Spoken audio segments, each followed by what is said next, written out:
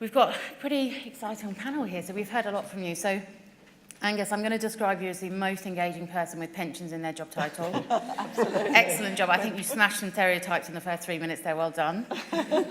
Lynda, I think the FT referred to you as the business thinker of the decade, so there's a lot of knowledge in that seat. And Debi, you know, you're a real thought leader in this space, and you've brought together this fantastic conference. So I think we're going to use Slido, but I'm going to ask a couple of questions first to kind of get us started. And because you're also experienced, I'm not going to give you a warm-up. We're going to go straight in, if that's okay. So I guess my first question was, you know, this event today is incredibly rich, some fantastic content, 28 sessions, I think, if I counted correctly, roughly. You know, Lynda, there was a huge amount in what you talked about, and if you think about the Thriving at Work standards, Angus, you know, there's a lot in there. Yeah. So if I'm an employer sat in this room, I might be thinking, holy moly, there is so much opportunity, but there is so much to do. And the complexity of this, if you layer in family type, if you layer in health and disability, if you layer in, you know, competing priorities within a business, from the stakeholders to the business leaders, you know, where should people really be thinking about starting? And for those that have started, like, what's your advice about how to focus? I mean, I'm constantly struck by, partly because, you know, my job is to write stuff, which I hope one day someone might read, but I kind of know that actually all I'm doing is layering kind of complexity and detail onto an already complex and detailed landscape. So from I mean, I guess I just have a rather some statement of the obvious stuff. I think my own advice is read some of this material as, you know, inspiration and thought-provoking material, but not as a manual, because otherwise you do get, and you start to think, well, which is, if you start to analyse everything out there, you'll think it's in conflict, or you think, well, which one should I choose? Whereas actually all of it is, well, most of this stuff is intended as, you know, good practice advice. It's not a rule book. And so think about, you know, what your organisation already does well. Think about how you can use your people surveys and so on to get insights into where things might not be working as well. Hone in on a few issues which you could improve in your organisation, and then look for resources that might help. I'd probably start slightly differently, having spoken to a number of employers who've asked me exactly that question. And I think I would say, look at what you're doing already, and look at what you're doing well.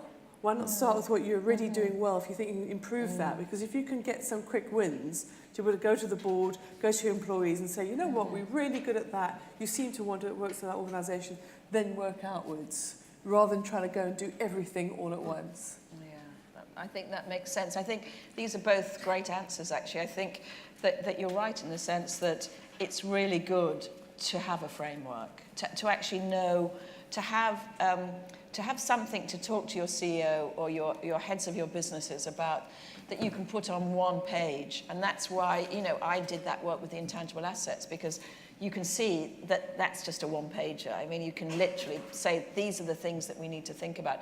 But I think also that Debi's right, that, and I've written quite a lot about this notion of signature processes, which is that, you know, organizations do something really well, and you have to be, it's really smart to work on that and expand it, rather than to try and imagine that all organizations are the same. One of the things that's become really apparent to me over the years, writing cases about companies, is that they are very different, and understanding what it is you do well and building out from it, I think is also it's a really good piece of advice. And then let's talk about managers, which is usually the point when I'm in the audience where I'm like, oh, do we have to keep talking about managers? But I think if we think about the stat at the beginning in terms of, you know, how engaged is your CEO, yes or no, over 50%, which I suspect we're all a bit surprised by. I wonder if we did the same about how engaged are your managers. I suspect it would be less aspirational. How do we get managers, how do we effectively engage managers in this topic? Because they're effectively our execution force of well-being and HR tactics, and they can be the sort of what we call mind the gap challenge of just, you know, day to day, that not being the experience versus the strategy that's set at the board level. If I can perhaps refer to the Employee Wellbeing Awards that we did earlier this year, being on the judging panel and listening to the different judges, and seeing those categories come through, and where organisations had actually made what we call well-being, and well-being in the broader sense. So Lynda was talking about relationships and other things as well, not just narrow well-being. When that was part of people's KPIs and PDRs, part of a development program, so your management development programs, your coaching, and people saw it as, oh, I'm only going to be able to hit my targets if I do this well too, then there's a sea change, there's a vested interest. We're all humans, we all get a bit selfish, what's in it for me? So I'd say that's one area. There's lots of things you can do, but that would be the thing I would say is get it into your learning and development, into your KPI, into your performance metrics. Yeah, I mean, on this one, I guess I can only really speak as an employee and as a manager. The thing I think we struggle to get right is I think we have quite good policies. We talk about these things, we encourage, but actually sometimes as a manager, it feels like, okay, you've just given me another 10 things to realise I'm rubbish at. So how do you get that right balance of genuinely making people feel like you probably have it in you to do this right? It is kind of, it's human interaction, it's common sense. Yeah. We have some tools you can refer to, rather than, again, making it feel like it's overly complex and a ridiculously high bar that I just need to beat myself up on. I mean, one of the things that we've done on this, particularly around well-being, is to run these, these two-day events where we get tens of thousands of people together to talk to each other in a very moderated platform. And what's really interesting is loads of managers come in, and they're really fascinated in what other people are saying. And I think that I think that hearing what it is that people really want, that really, really makes a difference to them, can be very energizing. And then if you then pull out the champions, so what we do, if you've got, say, 10,000 people talking, or 3,000, we pull out the people who are saying stuff that's interesting, exciting, that other people are following, and you work with them, then you actually build momentum at the level of the management. Because, I mean, I totally agree with you, Debi, that KPIs are really important, but I also believe you're absolutely right that actually it's just another 10 things I've got to do. So if a manager can see that there's a huge conversation going out there, and interestingly, although we run jams on lots of different topics, honestly, well-being is the thing that comes out most. And we've just done some work with PwC that you'll see next month. It'll come in next month. Again, if you want to go to my LinkedIn page, just ask me for it, and we'll send it to you when it comes out. But that shows well-being comes out as one of the top things. And we didn't do that specifically. I mean, this was just a research piece where we looked at 54 things. But I think there is a real understanding, and I'm not that surprised that so many of you said your CEO is interested. I see that. I've been going to Davos, which is where your CEOs all get into this little huddle. I'm watching them for about 8 years now, and there is absolutely no question that they are now talking about well-being as much as anything, by the way, because of their own health.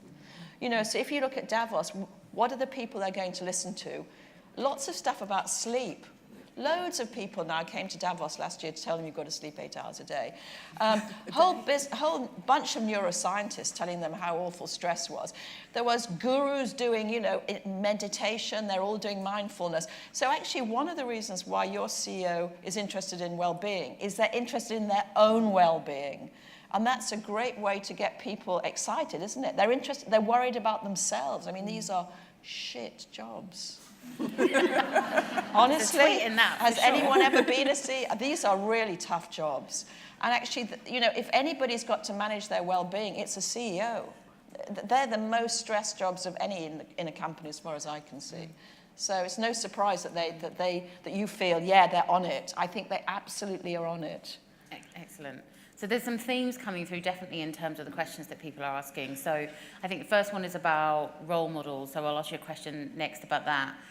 But to give you some thinking time, thinking about how we incentivize and support people coming back into the workplace, and sort of stick versus carrot approach, and how successful that is. And then actually quite a few about agile working, or that's a phrase I'm not a big fan of, but flexible working at home, hot desking, that's something that's very prevalent for businesses at the moment. But let's start with the role models, and maybe I'll start with you, Debi, in terms of, you talked about being on the judging panel, and I know you had some great, well-attended awards earlier this year. I'm losing track. Earlier this year, thank you. Tell us about a couple of businesses that stood out and why, in terms of award winners. Okay, so the one that's coming top of mind is Coots. I think that was a here. really There good they example. Michael's on the panel later.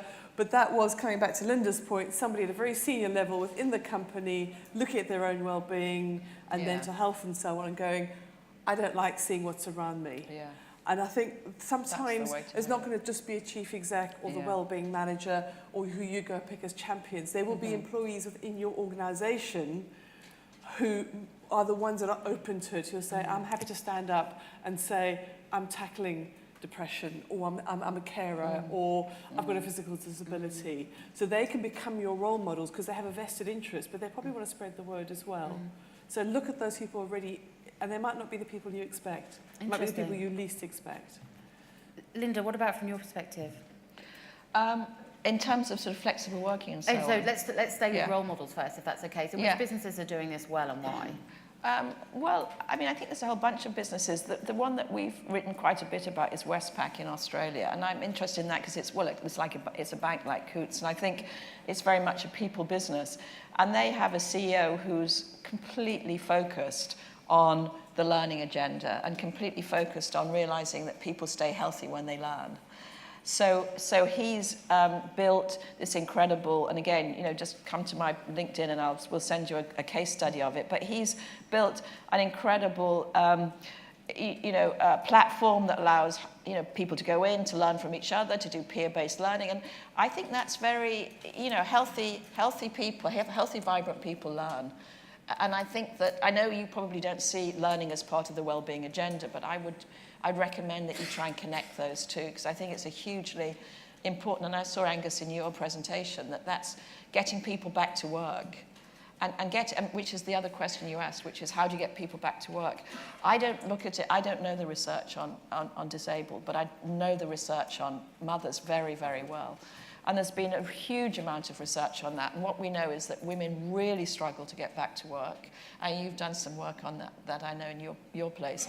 And men, I'm watching, for me, the lead indicator of family balance at the moment is paternity leave. I'm watching that really carefully. I've got all sorts of indicators out on that at the moment. And actually what we're finding is that when men take paternity leave, they've got exactly the same problems that women have got. So taking time out is not a woman's issue, it's a human issue. And how we encourage organisations to let people go, to bring them back in again, exactly what you were speaking about, Angus, is very, very difficult. It's a real challenge. Absolutely. Yeah, and it's a slight side issue, but yeah, I've done a master's recently, and one of the most compelling graphs I've ever seen was the one that showed just how damaging having a child is to a woman's earning potential over a lifetime. Especially if she's got three. Three is the killer. And I have 8. So. That's just crazy. That's crazy, yeah. They're not all mine, biologically, by the way. In case you thought I was one of those crazy investment bankers, we have 3 of them in the UK, don't we, that have 8 children. Well, I wouldn't refer to them in the same way as you, because I'm big on busting stereotypes. But highly successful people with big careers and big families is always brilliant to see. Are absolutely incredible. They are amazing, amazing role models. So you can do it, but I certainly haven't. I've just inherited them. Yeah. So Angus, there was a slightly punchy question in there that I'm not going to avoid because I wouldn't be doing my job properly, and I think you can see it. But the question is penalising the sick back into work proving a productive approach, i.e. taking or threatening to take away support, or is there a better approach? Yeah, so I wouldn't recognise that as a statement of what we're doing, but I do recognise that actually the benefit system is part of the problem. So actually, for a number of reasons, it's kind of complexity, the kind of uncertainty it creates, and the kind of worry of all I care about right now, because I'm essentially poor, is getting a fixed, steady income that I can rely on. If you then start to talk to me about work, I'm going to worry that I'm going to lose that income. And so and then I think we, in particular in the sickness benefit system, we kind of almost say we will reward you by proving you can't work, which is a really, really weird thing to do. I mean, there are other financial reasons and societal reasons for doing it, but actually in terms of congratulations, you now get more money and I won't ever talk to you about work again. And by the way, you're now going to retire or die on this benefit, because that's what that people are much more likely to do either of those two things than get work. That's, to me, shocking, but I don't have the answer. And so that, part of the answer, so despite its universally bad press, universal credit is a little bit of the answer, because that does smooth out this kind of the binary in work, out of work thing, so it makes it easier to do bits of work but still stay connected to the benefit system, so it removes that worry. And we are looking at the assessment process, because that is often very difficult for people and again sets us up the wrong way.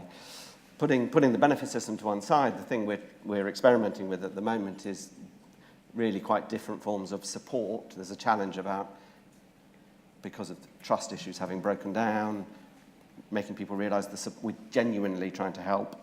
We've got 2 health-led trials, one in Sheffield and one in the West Midlands, that are recently launched, where it is the health system in the lead of providing both health and employment support, to see whether that just changes the dynamic when it doesn't have the dead hand of DWP anywhere near it. Will that make a difference? So that, and we're doing that as a proper randomised control trial, so large scale. So it'll be interesting to see whether some of these attempts to do completely different things will actually make a difference. And I just as an aside, I do think because what we're speaking about is so complex and so difficult to predict. For example, none of us would have predicted that in Singapore the money that was given to citizens would have been used to learn Korean. No one would have predicted that. I think Angus is absolutely on the button where you say you need to run experiments, because it's only really through experiments that you can actually learn what is going on and why are these things happening. So one of the things that I'm involved in, I'm on the advisory board of Google.com, which is the part of Google that gives money away, and we're giving really a lot of money. I mean, the word is $1 billion, but we're giving $1 billion over the next 5 years to any social enterprise which is thinking about experiments around adult learning. You know, and I think that's the only way we'll learn, is to run lots and lots and lots of experiments and just see what works and what doesn't. And actually the interventions have to be made by government at the level of a city. I think that's really wise. You just look at a neighbourhood or a city, and and I think we'll learn a lot from that. Thank you. So we're right out of time, and I know there were lots more questions, so I'm going to ask you a quick fire one for your last question. I'm passionate about mental health advocate in workplaces. Can you just tell us one quick thing that each of you do to look after your own mental health and well-being? Because, you know, we tend to forget about ourselves when we're focused on this topic. Debi, do you want to go first? Something you do that helps you look after your well-being? Riding my bike. Try to get out in the morning for an hour around the river and back home before I start work. Very good. Lynda? I work flexibly. So I left big consulting years ago, and I took my current role so I could stay at home. Brilliant. Sometimes. Angus? It's amazing what a burst of Kylie Minogue does for me. Excellent.